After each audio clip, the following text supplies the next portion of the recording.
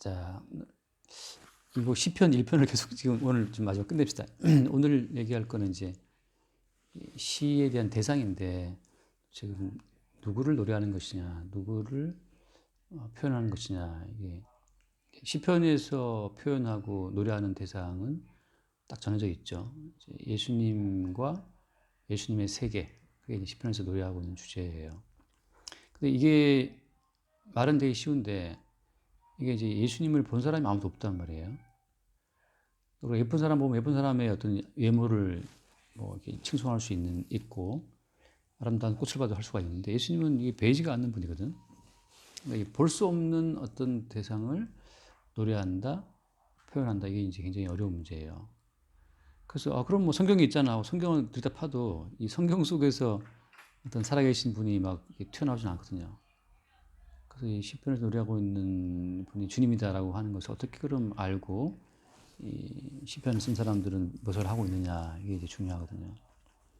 그래서 잠깐 뭐 그때 말했던 것처럼 우리가 바람을 볼 수는 없잖아요. 근데 이제 바람이 불어와서 내 뺨을 만질 때 그때 바람이 있구나, 뭐 그거 아는 것처럼 비슷해요. 밖에 계신 주님이 우리를 치고 들어올 때 바람이 우리의 머리카락을 헤치고 가는 것처럼 주님이 이제 우리의 일상을 건드릴 때 그때 우리가 이제 주의 손길을 처음 느낄 수가 있어요. 근데 또 문제는 아니 그럼 주님께서 어떻게 우리를 치시냐, 어떻게 우리를 건드리고 지나가시느냐, 그걸 또 알 수 없단 말이지.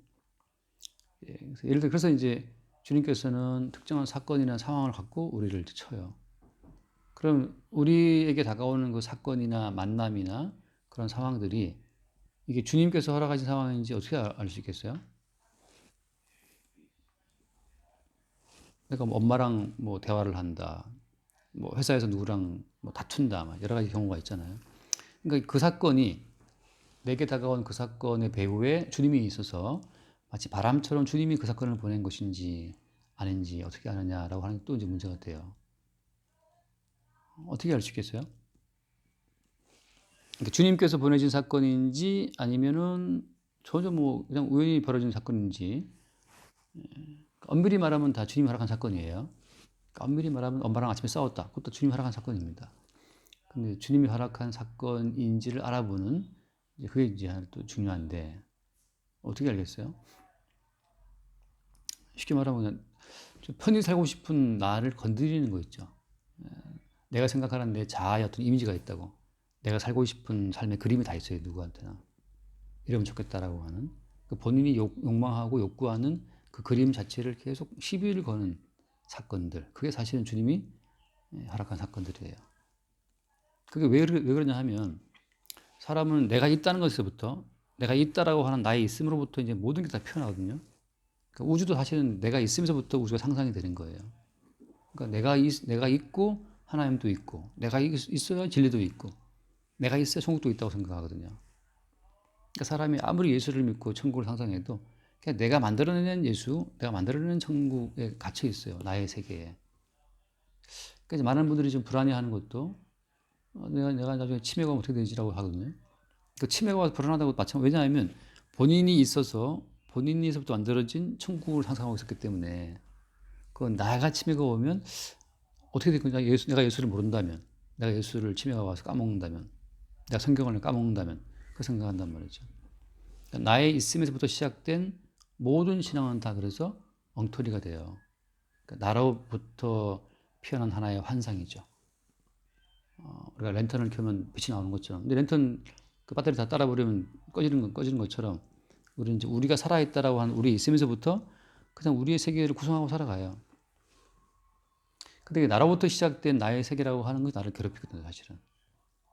왜냐하면 내가 있고 내가 만들어낸 욕망들이 계속 우리에게 쉬지 못하게 만들어요. 이래 살아야 돼, 저래 살아야 돼. 본인이 만들어 놓은 본인의 어떤 인생과 미래의 꿈이 나를 계속 족치는 거죠. 넌 지금 실패자야. 왜? 네가 생각하는 성공은 이건데 넌 여기 있으니까 넌 아직 뭔가 좀 부실하다, 부족하다 하고 계속 우리는 나를 기준으로 만들어 놓은 그 꿈과 환상을 갖고 나를 괴롭히는 인생을 살아가요, 사람들이.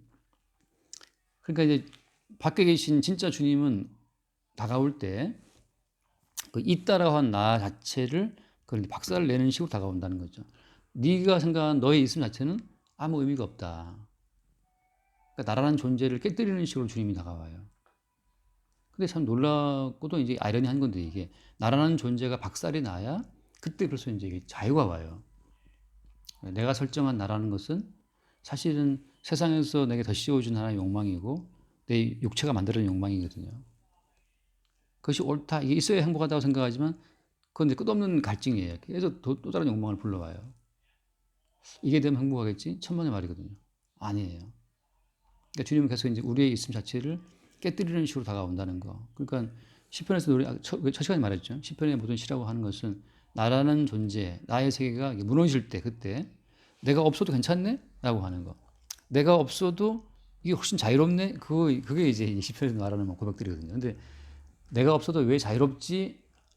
라고 하는 이제 그 어떤 신기한 경험 속에서 나라고 하는 것이 주님이라고 하는 그 분으로 대체가 돼요.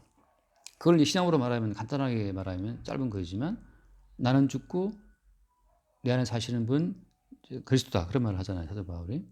그러니까 나는 이미 죽었다, 그리스도와 함께. 그럼 내가 사는 것은 나를 대신해 죽으신 그리스도 안에서 사는 것이다, 이렇게 고백을 해요. 이게 이제 주체가 이게 대체가 되는 거죠. 내가 아니고 예수가 들어와서 예수님이 나의 주인 돼버려요.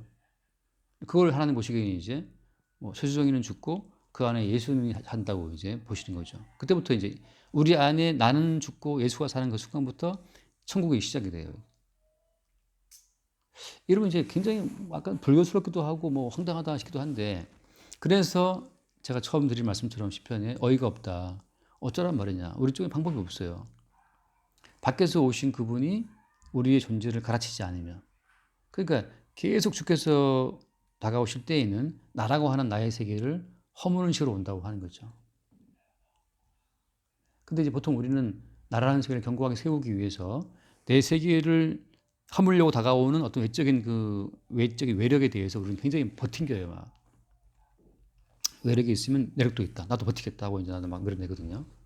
그걸 이제 주님께서 말씀하시기를 가시체를 뒷발질하기가 내게 고생이다, 그런 표현하거든요. 너를 지키기 위한 모든 행위가 사실은 가시체를 발질하니까 얼마나 지 발이 아프겠어요. 밖에서 나를 미는 그 힘에 대항하다 보니까 얼마나 나도 많이 깨지겠어요. 막 힘들고. 서로가 서로 막 부딪히고 깨지고 피 흘리고 있는 거죠.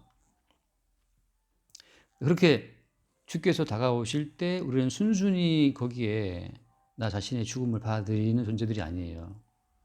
왜냐하면 애초에 선악과를 먹고 너는 죽지 않는다라고 하는 그 마귀의 어떤 거짓말이 우리의 사상이 되어 있기 때문에 나는 죽으면 안 된다, 나는 망하면 안 된다, 나는 가난해서는 안 된다, 이런 의식이 우리를 꽉 잡고 있어요. 근데 주님 말, 네가 가난해서 왜 안 되는데, 네가 망하면 왜 안 되는데, 그게 주님 다가오신 하나의 어떤 질문이에요. 너는 왜 망하면 안 되냐? 너는 왜 죽으면 안 되냐? 수많은 사람들이 죽으면 안 된다고 말하지만 다 죽고 있어요. 매 순간 죽고 가거든요. 그래서 주께서 다가오실 때는 넌 괜찮아, 죽어도. 네가 죽어도 내가 너를 살릴 거야 라고 하는 거거든요.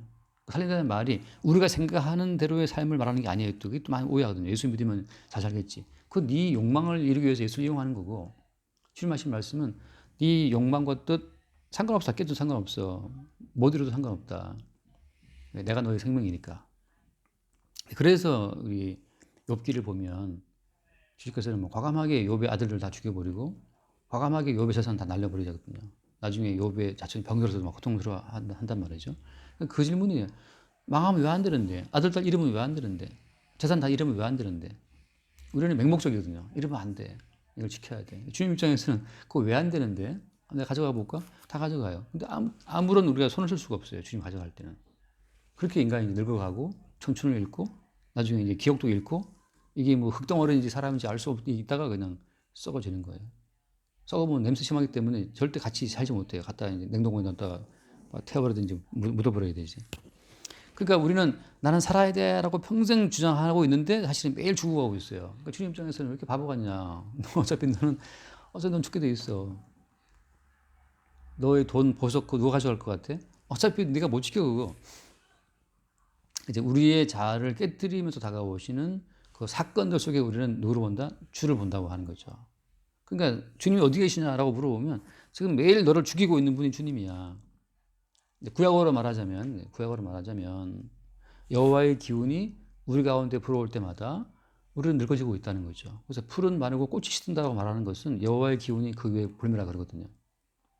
그러니까 주님께서 계속 꽃을 시들게 하고 풀을 시들게 만드는 그 기운을 불어서 하신 우리 육체를, 그 뒤에 말씀, 모든 육체는 풀이다라고 하거든요. 그러니까 풀과 꽃을 말하는 것이 아니라 사실은 그 풀 같은 육체를 말하는 거고, 그 다음에 사람의 영광은 그 풀의 꽃이다. 결국 우리 영광을 말하고 있는 거죠. 우리의 젊음도 영광이고 뭐 비장한 머리도 영광이에요. 근데 계속 시들어가고 있어요.